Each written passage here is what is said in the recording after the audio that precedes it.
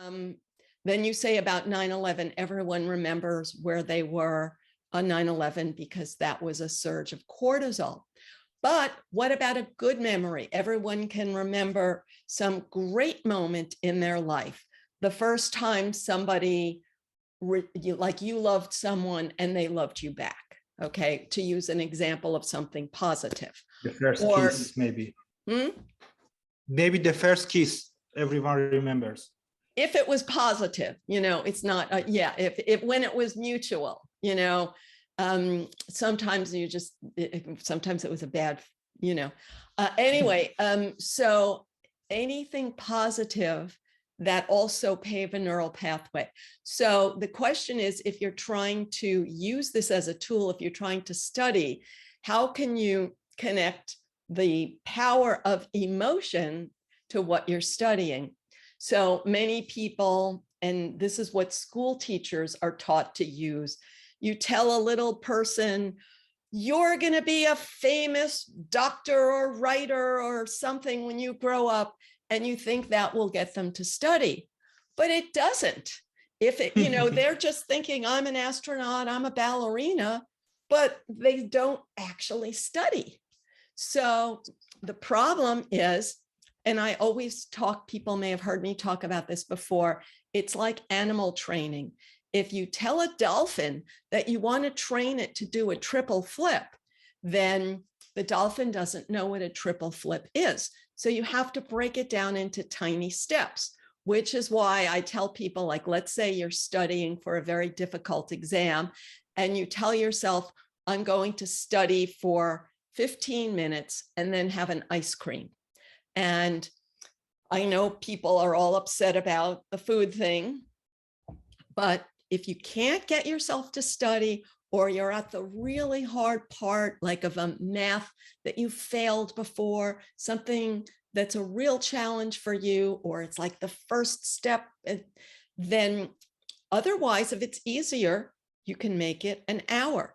If it's harder, you can make it 5 minutes, but you have to do it honestly, where you really spent that whole time. If you can't do it for 1 minute, but I have to actually focus on that and then get the reward, and your brain will connect the positivity of the reward to the activity of studying. And then over time, you can stop using food rewards, and this is what they do with the dolphin. Instead of giving it a reward for 1/4 of a flip, you give it a reward for a half of a flip and then a whole flip. And then instead of giving it an ice cream reward, you find a non-food reward. But you're always connecting the action that's challenging to a reward. And this is sort of like, when people do a difficult activity and then have a party after. Okay, for the last question, I asked you so many questions. Can you talk a bit about PTSD and how happy chemicals can help people with PTSD? Yeah, that's a great question, because that relates exactly to what we just said. So PTSD is your personal, like you could say, my mother pulling the lamb out of the oven. It's that moment when you have a huge surge of cortisol, and cortisol is like paving on your neural pathways because that's the job it's supposed to do. So if a gazelle gets bitten by a lion in that spot, cortisol tells it to feel bad the next time it goes to that spot. And that's how it saves its life. So you are designed to learn from your past pain and to turn it on in advance. So if I touch a hot stove and get burned, the next time I see the stove, I pull my hand back in advance. So we are always trying to anticipate bad things. And PTSD is when that circuit is so big from a threat that was so bad that you're just anticipating it all the time. And I use the example in most of my books about the girl who got into a car accident while she was laughing. And then she didn't even remember the car accident, but every time she heard laughing, she had a panic attack.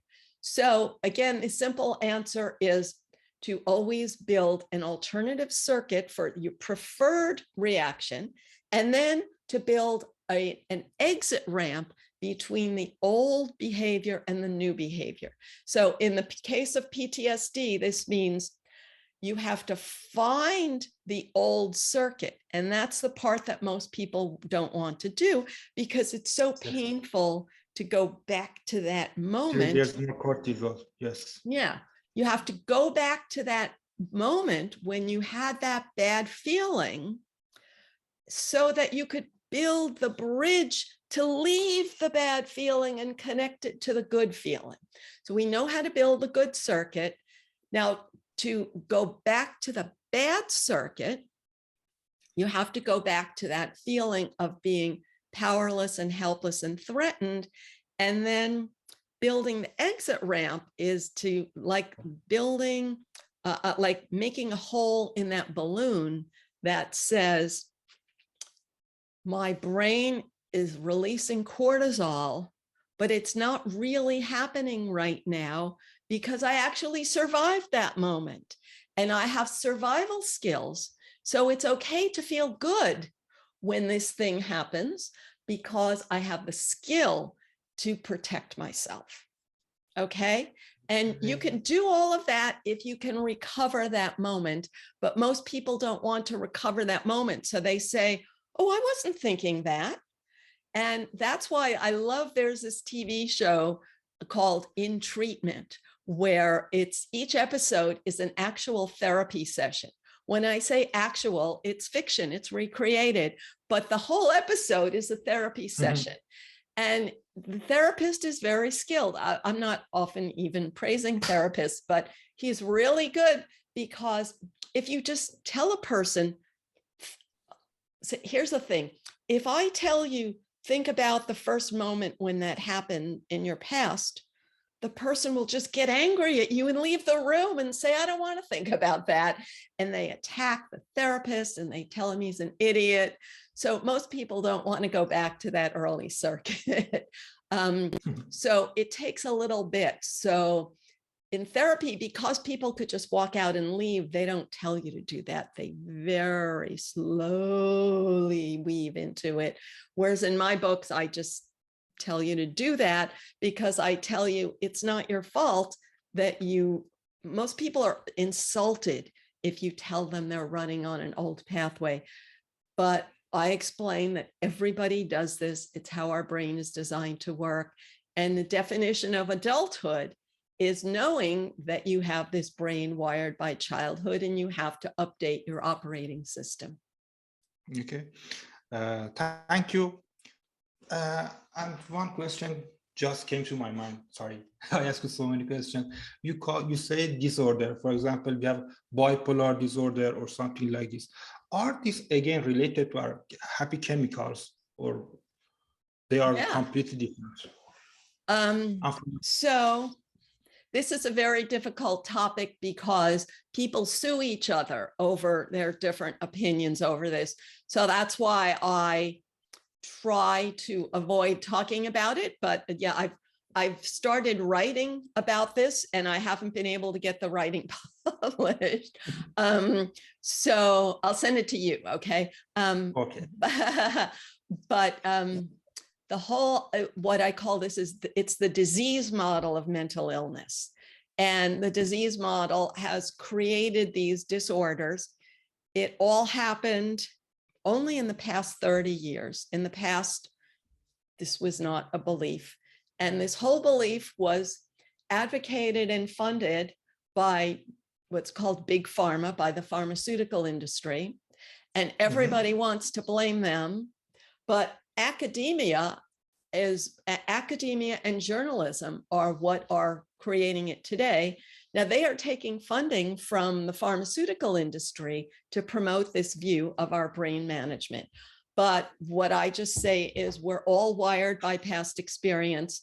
And today, if you say anything about someone with a disorder, they can sue you. They can call you a hater and say that their behavior is not their fault. They have a disease and you're hating them for having a disease.